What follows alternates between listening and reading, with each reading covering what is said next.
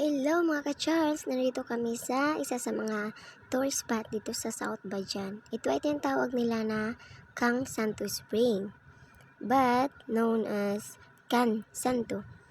Dahil hindi kami madalas magkasama sa mga kapatid ko at mga cousin, at alam niyo bang time na to sa pagpasok namin ay bandang 5:50 na ng hapon, at sabi ng mga assistant hanggang 6 PM lang daw. Magsasara sila kasi ng maaga.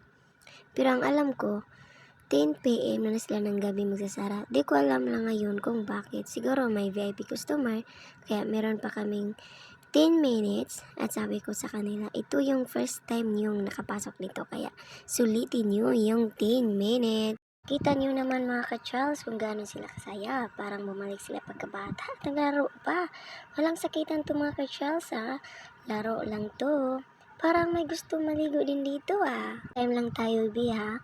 Dahil halos every month naman tayo pupunta dito. Sila lang muna pagbigyan natin. Labas na time natin. Wala na kaming time. Labas na kami mga ka-Charles. Mukhang satisfied naman mga kasama natin, di ba? Ayaw pa umahon sa tubig ah. Kung araw na to na magkasama kami mga ka-Charles ay fiesta dito sa Bajan.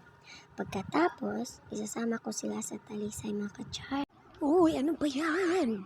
Isama ko sila kung saan ako tumira mga ka-Charles.